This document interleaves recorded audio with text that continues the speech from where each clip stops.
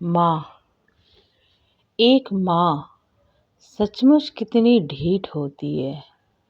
जीवन भर पिता और पुत्र की डांट सुनती है, फिर भी चुपचाप सब कुछ सह लेती है। पिता की झुलझुलाहट में भी उसे परिवार दिखता है, पुत्र की बेरुखी में भी भविष्य। वह सोचती है, चलो सब ठीक है, मैं सह लूँगी थोड़ी सी कमजोरी अपने हिस्से में।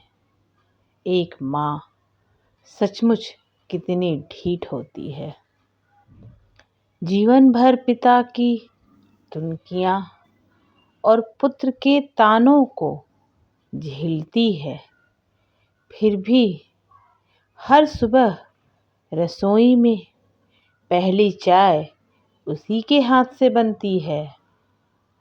घर के कोनों में उसके आंसू कहीं सूख जाते हैं, पर मुस्कान नहीं सूखती।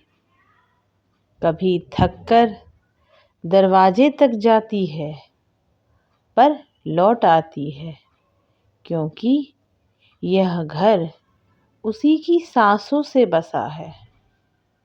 किसी दिन मन करता है कि सब छोड़कर चली जाए, इस घर से, इस रसोई से, उन आवाज़ों से जो कभी उसके श्रम को पहचानती नहीं, पर वह घर से जाती नहीं, क्योंकि उसे पता है उसके जाने से घर का चूल्हा ठंडा पड़ जाएगा, दीवारों की चमक फीकी पड़ जाएगी और जीवन की गति कहीं रुक जाएगी। पिता की झुलझुलाहट को वह जिम्मेदारी समझती है, पुत्र की बेरुखी को बालपन की भूल। हर किसी के गुस्से में भी वह अपना स्नेह ढूंढ लेती है।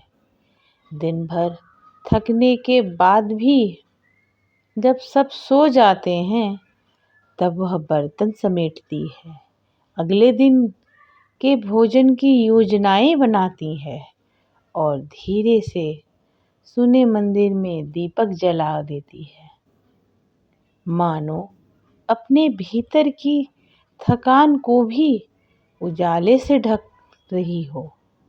कितनी अजीब है ना यह माँ। अपने हिस्से का सुख बांट कर देती है, दुख छिपा कर पी जाती है। उसकी आंखों में जो नमी है, वह शिकायत नहीं बल्कि अपनापन है।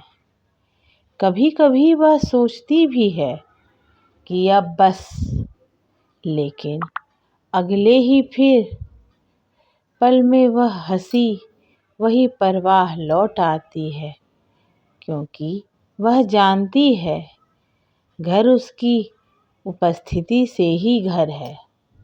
माँ सच में बहुत अजीब होती है। जिस घर में सबसे अधिक डांट खाती है, उसी घर के लिए सबसे अधिक प्रार्थना भी करती है। जिसे सबसे कम सुना जाता है, वह सबसे ज़्यादा सबकी सुनती है।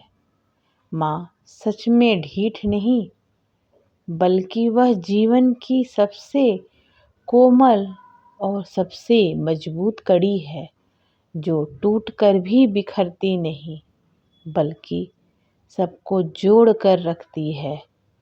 कभी कभी लगता है माँ सच में ढीठ नहीं, बल्कि धैर्य की पराकाष्ठा होती है, जो टूट कर भी जुड़ जाती है, रूठ कर भी रचती है और घर छोड़कर भी घर की ही चिंता करती है। माँ तो माँ होती है। माँ से बढ़कर इस दुनिया में कोई नहीं। इसलिए सभी माँओं को मेरा दिल से प्रणाम है। समय निकाल कर पढ़ें ज़रूर। माँ।